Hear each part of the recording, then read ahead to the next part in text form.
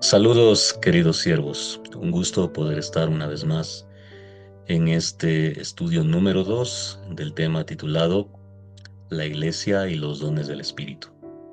Los animamos para que lo que vayamos aprendiendo lo podamos poner en práctica para edificar la iglesia local donde estemos, ¿ya? Y también para proclamar o predicar el Evangelio en donde el Señor nos dé la oportunidad de hablar de su palabra. Así es que bienvenidos a todos. Les recordamos que cada clase está siendo grabada y la subimos a la red de la iglesia. Bienvenidos.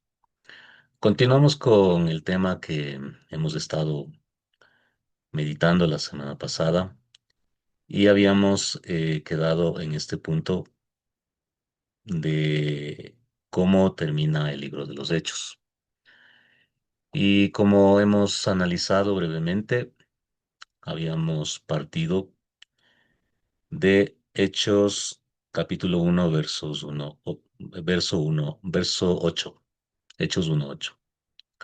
Entonces ahí la promesa del Señor Jesús dice, pero recibirán poder cuando el Espíritu Santo descienda sobre ustedes, y serán mis testigos y le hablarán a la gente acerca de mí en todas partes, en Jerusalén, por toda Judea, en Samaria y hasta los lugares más lejanos de la tierra.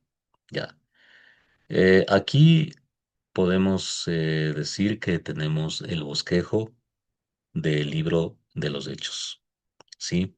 Y tenemos también el plan visionario de Jesús a nivel mundial de que su evangelio debía ser predicado a toda criatura, ¿sí?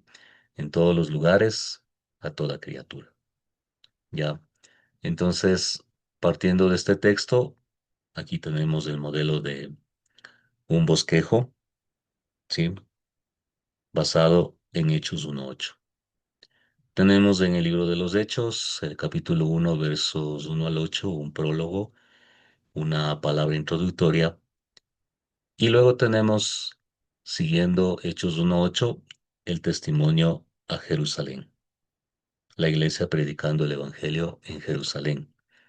Capítulo 1, verso 9 al capítulo 8, verso 3. Ahí tenemos varios testimonios agrupados, redactados, y luego tenemos el punto 2, el testimonio a Judea y Samaria, capítulo 8, verso 4 al capítulo 12, verso 25. Y finalmente tenemos el testimonio a los fines de la tierra, capítulo 13 al 28. Entonces ahí tenemos los viajes misioneros del apóstol Pablo, los diferentes incidentes que tenemos ahí, y todo eso partiendo del texto clave de Hechos 1:8. Prácticamente este es el deber que está recibiendo la comunidad que había perseverado luego de su muerte y su resurrección. Entonces, lo que podemos ver de ahí en adelante son cuatro puntos claves acerca de la predicación del Evangelio para plantar iglesias. Entonces ahí tenemos la estrategia misionera del primer viaje, ¿sí? Los primeros misioneros fueron Pablo y Bernabé. Entonces, ¿qué podemos apreciar ahí? Primero que hay un envío de misioneros de parte de una iglesia local, en este caso de la iglesia de Antioquía, ¿sí? Hay un envío de misioneros. Y ahí tenemos Hechos 13, 1 al 3, que podemos analizarlo. Entonces nos dice la palabra que en la iglesia de Antioquía de Siria había profetas y maestros en donde se encontraban Bernabé, sí, Simeón, Lucio, Manaén, ya, y Saulo. Y entonces el Espíritu Santo los habla un día y les dice, consagren a Bernabé y a Saulo para el trabajo especial que los he llamado. O sea, ¿quién les llamó al ministerio? El Espíritu Santo. ¿Quién es el soporte terrenal o el apoyo? La iglesia local. Entonces, una vez enviados, empieza el segundo paso, ¿sí? El segundo paso, que es el evangelismo y la siembra. Los misioneros llegan a un lugar determinado y empiezan a esparcir el evangelio en ese sector. Luego de eso, empiezan a fortalecer y establecer la iglesia local. O sea que no solamente ellos se dedicaban a predicar y de pronto que haya conversos, gente interesada en el evangelio, sino que también empezaban a establecer iglesias locales, ya con su estructura que vamos a ir viendo. Luego de eso, volvían a la comunidad que les envió, en este caso a la iglesia de Antioquía de Siria, para dar un informe acerca de cómo había sido el proceso de la misión. Entonces, un informe y ahí podemos tener en cada ítem los textos respectivos.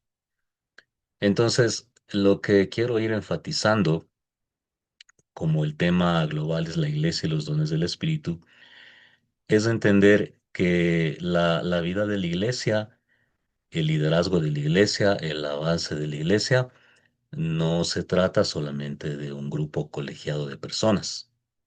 En el modelo que estamos viendo, se trata de una iglesia que tenía profetas, que tenía maestros, y también por el contexto de Hechos 13, podemos ver que era una iglesia que tenía multiforme, varios ministerios, sí, con diferentes formas de servir.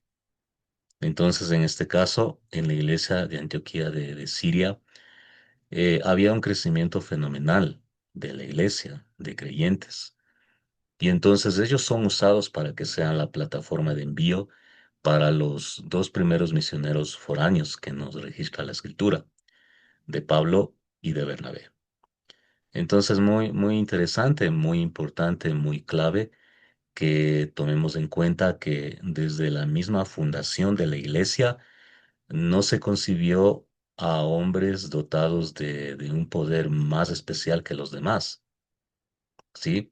Estamos hablando de una comunidad que iba creciendo y que se iba estableciendo en diferentes localidades y a partir de ahí Dios empieza a enviar misioneros a diferentes lugares. Entonces, lo que enfatizo también es de que cada creyente que fue añadido a la iglesia es considerado un siervo o un ministro de Dios. ¿Sí? Obviamente, Dios le da a cada uno una capacidad única para servirle, talentos, habilidades, formas de hacer ministerio. Entonces, en el reino de Dios, como habíamos visto, no tenemos desempleo. El desempleo solamente se va a crear cuando usted como creyente no quiera estar en el servicio cristiano, que es un punto que también vamos a reforzar acá. Bien, entonces este es el modelo de los cuatro puntos que podemos extraer. Sigamos. ¿Cuál fue el contexto del desarrollo de la iglesia? Sí, es un tema también que lo vamos a ver. ¿Cuál fue el lugar, el entorno donde se desarrolló la iglesia primitiva? Y que también a partir de ahí nosotros podemos extraer principios en cómo nosotros podemos el día de hoy, en el siglo XXI, llevar adelante el ministerio de la iglesia. Bueno, primero, la iglesia se desarrolló en el dominio del Imperio Romano, ¿sí? O sea, eso es algo muy sabido en el estudio bíblico. El imperio que estaba de turno, ¿sí? Ejerciendo su poder con toda la estructura que nos imaginemos y conozcamos, era el Imperio Romano. Entonces ahí tenemos el gran mar Mediterráneo, todo esto que estoy señalando, y toda la franja roja acentuada es la periferia del Imperio Romano. O sea que se extendía inclusive hasta la parte norte del África, la parte de lo que conocemos como el Asia Menor, ¿ya? y toda esta parte ya llegando al Océano Atlántico por España, Portugal, que actualmente, ¿ya? Entonces, en todo este sector, a partir de, vamos ampliando, a partir de Jerusalén, es que el Evangelio se empieza a expandir, ¿sí? A partir de Jerusalén. Entonces, en esta pequeña localidad donde nace Jesús, en Belén, Jesús dijo, me serán testigos en toda Jerusalén, en toda Judea, un poco más allá, en Samaria, un poco más al norte, y hasta los confines de la tierra. O sea, estamos refiriéndonos a todo el mundo conocido en ese entonces, ¿sí? Hasta los confines de la tierra. Así es que la iglesia se desarrolló en este contexto, ¿sí? Entonces, la llamada Tierra Santa quedó bajo el poder de este imperio en el año 63 antes de Jesucristo. Eso usted lo puede investigar más a fondo, ¿ya? Lo que nos interesa aquí es ver el desarrollo o el avance de la iglesia, guiada por Dios.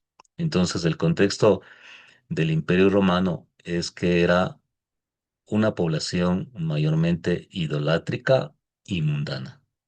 Sí, idolátrica y mundana. ¿Cuál era la religión del imperio? Bueno, en el Imperio Romano premiaban tres puntos o tres aspectos de su religión. Sí, había la religión de la naturaleza, ¿ya? Estas religiones atribuían poderes sobrenaturales a las montañas, a los lagos, los ríos, los árboles, el sol, la luna, a ciertos animales y hombres. O sea, había un sector de toda la población que adoraba a la naturaleza en todas sus expresiones. También en el imperio teníamos la religión del misterio. Esto se refería a la gran atracción de estas religiones residía en la oportunidad de poder comunicarse con la divinidad. Entonces, en Roma, como Roma era politeísta y habían dioses principales, pero también dioses de la localidad, muy importante entender que a pesar de tener una sed y hambre acerca de lo espiritual, de lo divino, Roma no estaba exenta de tener lo que se llama la semilla de buscar lo espiritual, sí, la semilla de Dios, ¿ya? Entonces, en este punto se añade también la religión del Estado, ¿sí? Entonces, ¿a qué se refiere esto? Bueno, es a la religión del Estado que tenía fuertes connotaciones políticas. Su elemento principal era el sacrificio ofrecido al emperador. Entonces, en este punto de la religión del Estado es donde la Iglesia siempre tuvo sus problemas muy serios en cuanto a obedecer los mandatos que se daban en cuanto a rendir tributo al emperador de turno. Por esa razón es que, siendo conscientes de que hay un solo Dios, hay un solo Señor, hay un solo Rey de Reyes y Señor de Señores, la masacre de muchos cristianos fue tan notoria porque un buen tanto de gente no estuvo dispuesta a reconocer que solamente Jesucristo es el Señor. Sí, entonces en este punto, inclusive a finales del siglo I, la persecución que nos narra Apocalipsis también tiene este enfoque, sí, este enfoque de persecución, porque siempre ha habido el verdadero pueblo de Dios que no ha querido rendirse ante mandatos, ante normas establecidas por gobiernos de turno y que van en contra de la escritura, sí, y que van en contra de mandatos explícitos que Dios ha dado. Dentro de la religión del misterio, se practicaba mucho el culto a Apolos. Aquí tenemos digamos, un vestigio, las ruinas del templo destinado al culto a Apolos, ¿sí? Miremos, prácticamente están solamente las ruinas. Entonces, este templo está ubicado en Corinto, ¿ya? Entonces, de acuerdo al mapa, vamos al mapa. Entonces tenemos todo el Imperio Romano, el mar Mediterráneo y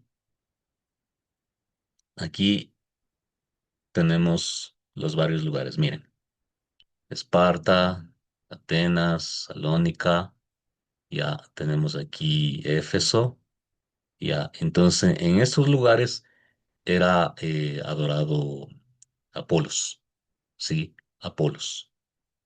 Y como se puede apreciar, prácticamente digamos, el templo de Apolos está en la ruina, ¿sí? De igual manera, se rendía tributo a otra diosa también muy famosa, la diosa Artemisa, ¿sí? Entonces, esta diosa Artemisa era adorada como una conexión con la divinidad y la característica era, sí, lo que tenemos aquí, Diana de los Efesios o Artemisa, que era un dios, un ídolo con bastantes senos, ¿sí? Con bastantes senos. Entonces, aquí vale también destacar que el culto a Artemisa tenía un templo de esta naturaleza que tenemos acá. Mire, vamos a ampliarle. Es un templo majestuoso para la época, pero en la actualidad, miremos ahí, prácticamente ya no queda nada de ese templo majestuoso. Miren, en la actualidad tenemos un poco de ruinas que la arqueología se ha encargado de estudiar y de dar fe de la existencia de la veracidad de lo que está hablando el libro de los Hechos. Miren, el templo de Diana y ahora en la actualidad, ¿sí? Entonces lo que se puede apreciar es de que muchos creyentes venían de este entorno, ¿sí? O sea, obviamente, ¿no? La mayoría de creyentes venía de un entorno idólatra, ¿sí? Un entorno de vicios, de mundanalidad. Entonces, cuando el Evangelio va llegando poco a poco a más lugares lejanos, partiendo de Jerusalén, empieza a suceder el milagro de la conversión de cientos de personas, de miles de personas que empezaron a formar la iglesia, las iglesias locales. Sí, o sea que la iglesia desde un inicio nunca ha estado formada por la crema innata, la sacrosanta sociedad de la época. Siempre ha sido una comunidad de gracia y de misericordia que ha acogido a todo tipo de personas que han venido arrepentidas pidiendo perdón a Dios y que por la gracia de Él han recibido al Espíritu Santo, han recibido la experiencia del nuevo nacimiento. Entonces, en ese contexto, similar quizás al nuestro en muchos aspectos, siempre los apóstoles recalcaron que los cristianos debían ser monoteístas. Muy importante, hermanos. O sea, claro, tú vienes de un entorno politeísta, que tú te cambiabas de camiseta a la hora que te da la gana, pero ahora el llamado que te hace Dios es adorar a un solo Dios vivo y verdadero. Por ejemplo, ahí en Primera de Corintios 12:13, Pablo dice, quiero que sepan que nadie que habla por el Espíritu de Dios maldice a Jesús, ¿sí? Y nadie puede decir que Jesús es el Señor excepto por el Espíritu Santo. Bueno, usted puede leer los demás textos, acá también en Primera de Corintios 8:4 al 6. Entonces, ¿qué acerca de comer carne ofrecida a los ídolos? Pues sabemos que un ídolo no es en verdad un Dios y que hay un solo Dios, ¿sí? Puede que existan esos llamados dioses, tanto en el cielo como en la tierra, y algunas personas, de hecho, rinden culto a muchos dioses y a muchos señores. Pero nosotros, o sea, los cristianos, o los que hemos nacido de nuevo, sabemos que hay un solo Dios, el Padre que creó todo, y vivimos para Él, y hay un solo Señor Jesucristo mediante el cual Dios hizo todas las cosas y mediante el cual nos ha dado vida. Entonces, el llamado a huir de la idolatría siempre fue muy tajante.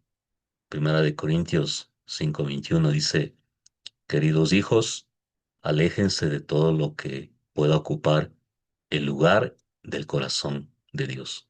¿Por qué razón? ¿Por qué razón tenemos un mandato así? Porque el concepto de idolatría es bien frontal, bien práctico. ¿Qué es idolatría? Es amar a alguien o algo en primer lugar antes que a Dios.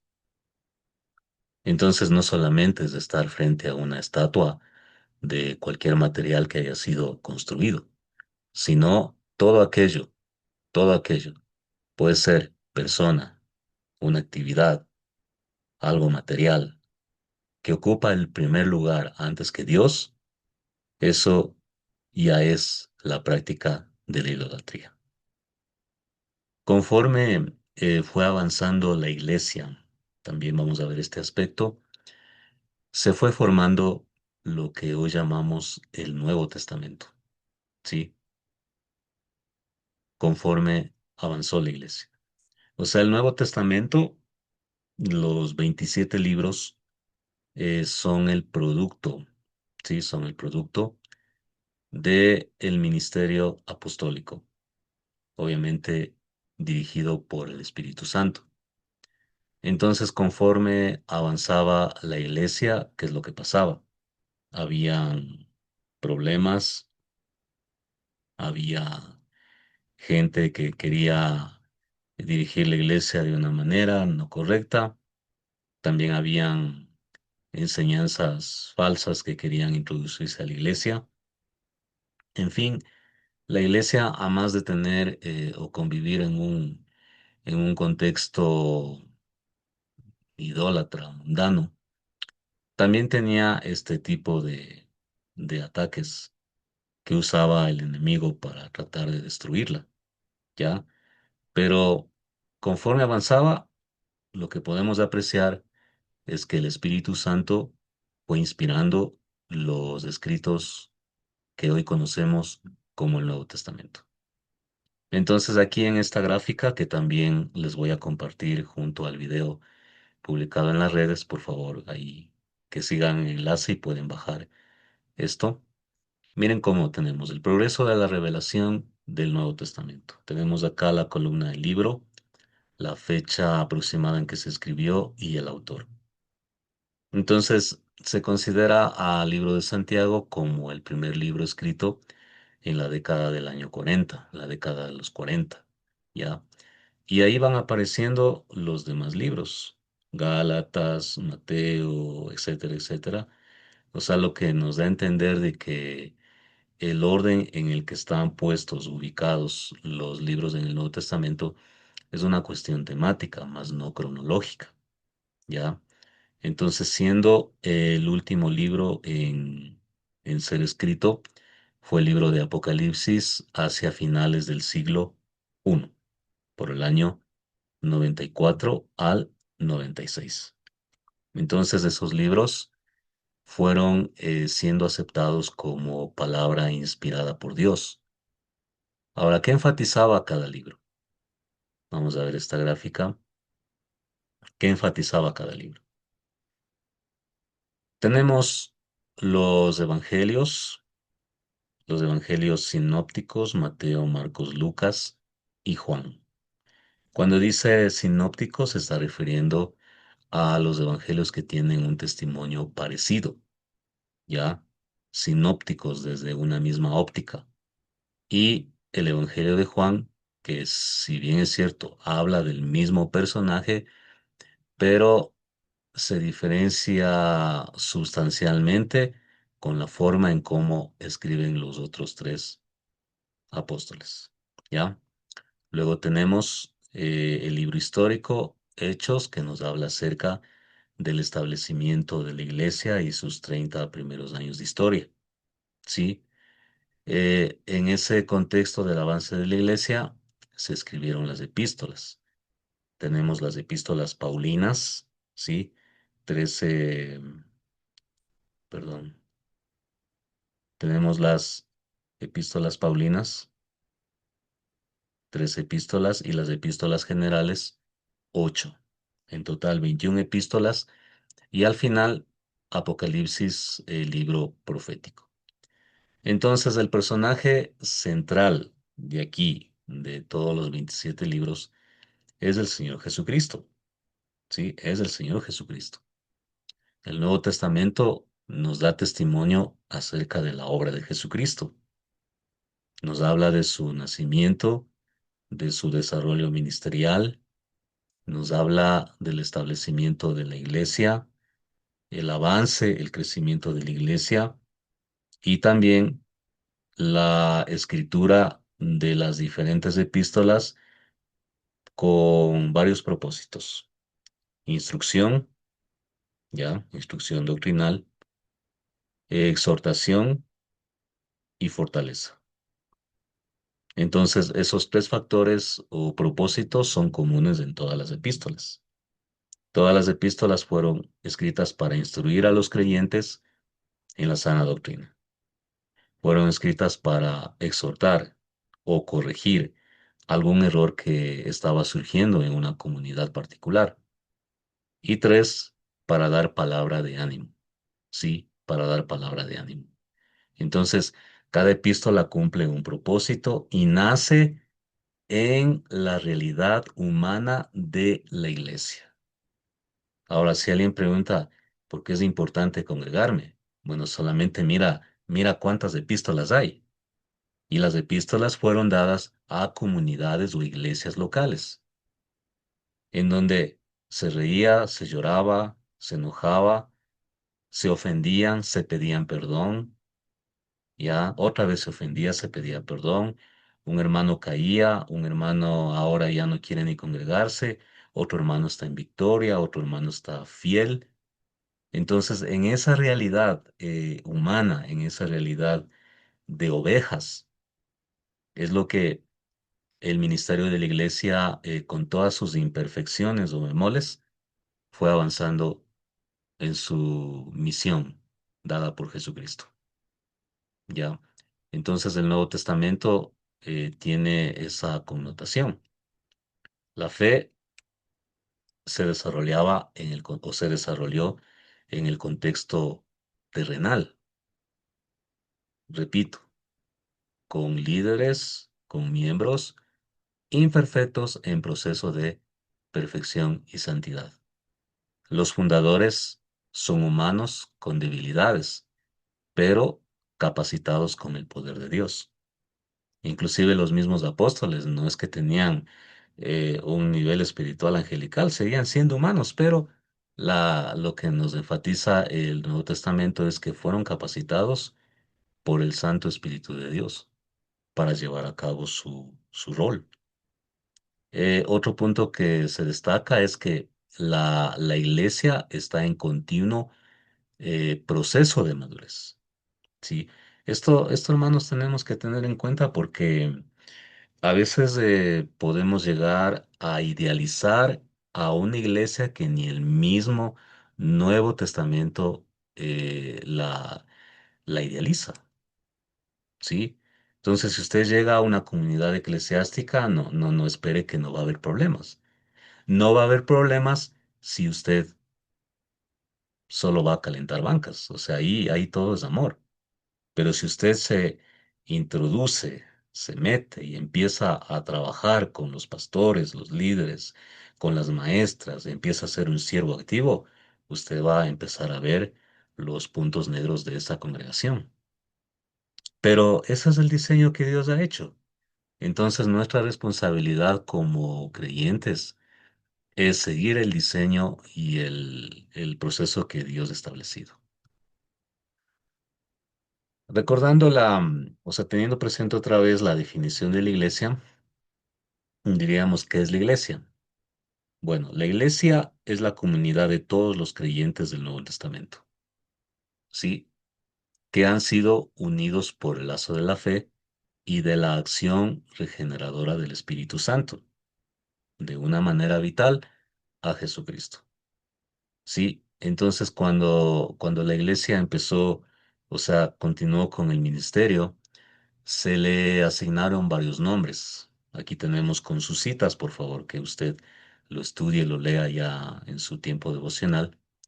Se les llamó cristianos, ¿sí? También se les dio el nombre de los del camino, ¿ya? También se les llamó a este grupo creciente como una secta. Y el más usado fue iglesia.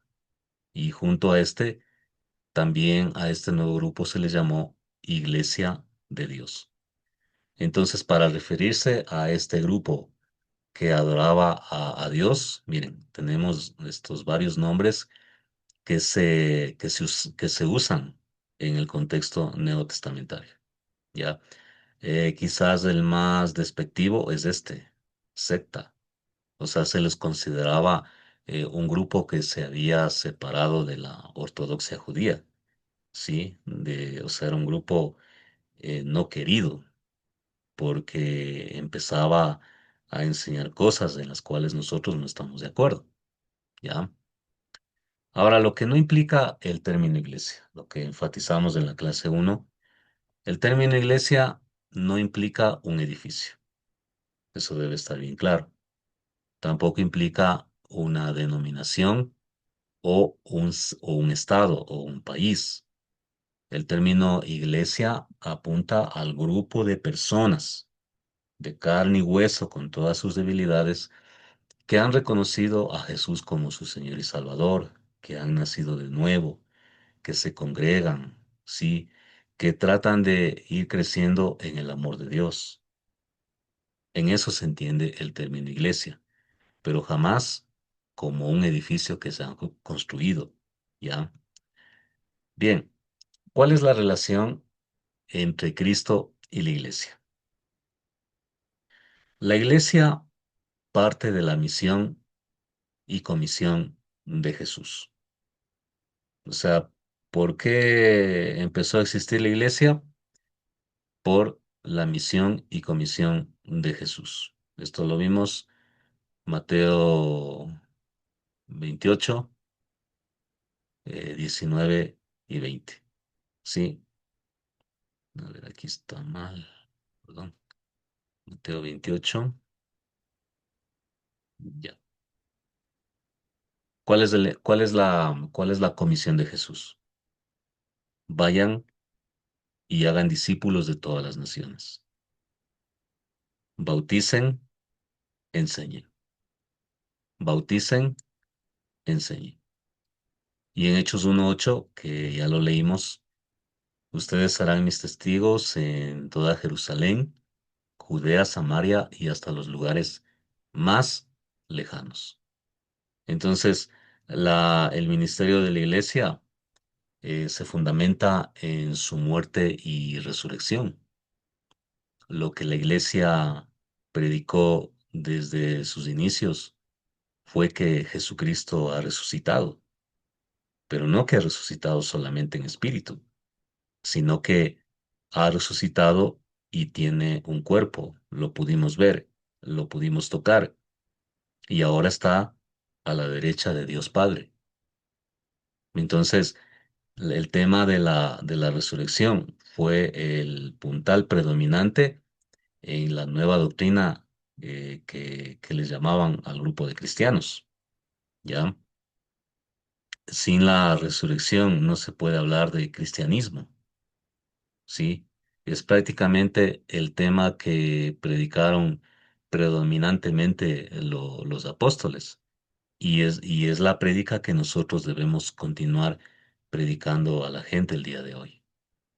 Entonces, ¿quién fue el fundador de la iglesia? Jesucristo.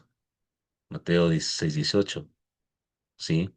Entonces le dice, ahora te digo que tú eres Pedro que quiere decir roca, y sobre esta roca edificaré mi iglesia, y el poder de la muerte no la conquistará, no la exterminará. Entonces, Jesucristo viene a ser la piedra fundamental, ¿sí? Aquí en Efesios 2:20, Pablo nos dice, Juntos constituimos su casa, la cual está edificada sobre el fundamento de los apóstoles y los profetas, ya. Y la piedra principal es Jesucristo mismo. En cuanto a Jesucristo en relación con la iglesia, también nos dice que Él es la cabeza de la iglesia.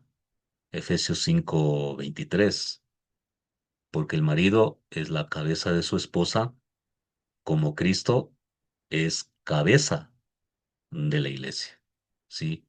De igual manera en el verso 30, Efesios 5:30, y nosotros somos miembros de su cuerpo. Sí, o sea, la iglesia es el cuerpo visible, sí, aquí en la tierra, el cuerpo visible de Jesucristo. Bien, ¿cuál es la relación entre el Espíritu Santo y la iglesia? Bueno, el Espíritu Santo fue dado en Pentecostés, Hechos 2:1 al 4, como un don del Cristo resucitado. Juan 7:38 al 39. Todo el que crea en mí puede venir y beber, decía Jesús, pues las escrituras declaran, de su corazón brotarán ríos de agua viva. ¿Sí?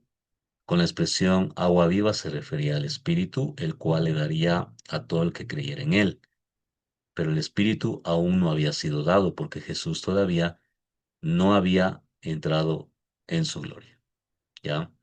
Entonces, Cristo bautiza con el Espíritu Santo a los nuevos creyentes en su cuerpo, o sea, los injerta, ¿sí? Mateo 3:11, ¿sí? Y yo bautizo, dijo Juan el Bautista, con agua, sí, yo bautizo con agua, a los que se arrepienten de sus pecados y vuelven a Dios. Pero pronto viene alguien que es superior a mí, tan superior que ni siquiera soy digno de ser su esclavo y llevarle las sandalias. Él los bautizará con el Espíritu Santo y con fuego. Sí, Él los bautizará con Espíritu Santo y con fuego. Entonces, este bautizo es una realidad de la conversión. Es una operación en lo más recóndito del corazón de las personas. En Hechos 8:17, la palabra dice entonces, Pedro y Juan impusieron sus manos sobre esos creyentes y recibieron el Espíritu Santo. El Espíritu Santo es depositado en cada creyente, ¿sí? O sea, esto, a ver, quiero enfatizar, esto no es asunto de la voluntad humana. No es que alguien tiene un poder especial para darme a mí el Espíritu Santo, no. Eso es Dios mismo manifestándose a mi vida. No es que alguien puede soplar y decir, reciban el Espíritu Santo. Eso es un don directo de Dios mismo. Entonces no hay tal enseñanza en la Escritura acerca de prácticas que podemos ver hoy, ¿sí?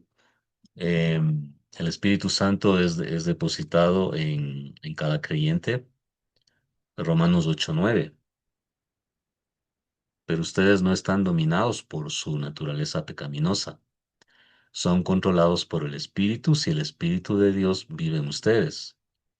Y recuerden que los que no tienen el Espíritu de Cristo en ellos, de ninguna manera pertenecen a Él.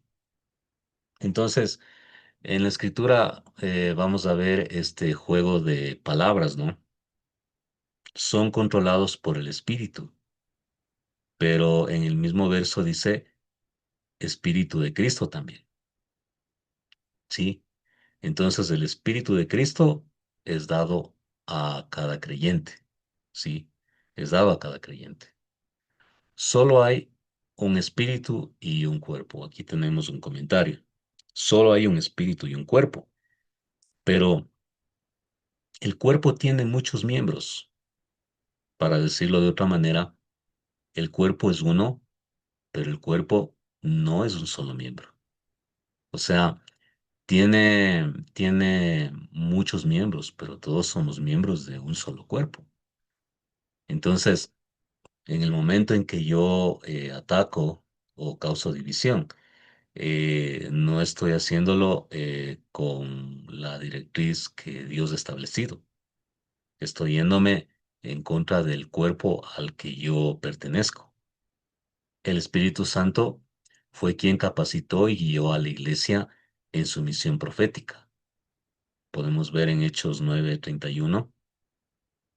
La iglesia entonces tuvo paz por toda Judea, Galilea y Samaria, y se fortalecía y los creyentes vivían en el temor del Señor, y con la ayuda ¿de quién? Del Espíritu Santo, también creció en número, ¿sí? En Hechos 13:2 que lo leímos, estando en un tiempo de ayuno, de oración, de culto, el Espíritu Santo dijo, ¿sí? O sea, les dirigió para que envíen a los primeros misioneros foráneos, ¿ya? En el capítulo 15, Hechos 15:28, la palabra dice, pues nos pareció bien al Espíritu Santo y a nosotros no imponer sobre ustedes una carga mayor que estos pocos requisitos, ¿sí? Y finalmente, Hechos 21:11. Luego dijo, el Espíritu Santo declara, de esta forma será atado el dueño de este cinturón por los líderes judíos en Jerusalén y entregado a los gentiles. Entonces lo que se puede apreciar es que el Espíritu Santo estuvo guiando a la iglesia desde sus inicios. Por eso es que usted cuando lee algún libro que estudie el libro de los Hechos, nos da la opinión de que en vez de haberse llamado Hechos de los Apóstoles, este libro debía haberse llamado Hechos del Espíritu Santo, porque la presencia del Espíritu Santo es predominante en la fundación y avance de la iglesia. Así es que para todos que cada vez vayamos creciendo en este conocimiento y entendamos que si por algo estamos en el ministerio, es porque la gracia de Dios está con nosotros. Nos está guiando cada día más el Espíritu de Dios para cumplir nuestra función. Gracias, mis hermanos. Hemos llegado al fin de la clase número 2 y ánimo a todos que podamos investigar, autoeducarnos y en donde quiera que usted esté, en donde se encuentre, donde se congregue, por favor, apoye la obra de Dios, ofrende, asista, opine, colabore, meta mano, llore, ría, ofenda, también perdone, pida perdón, que esa es la voluntad de Dios para la iglesia hoy.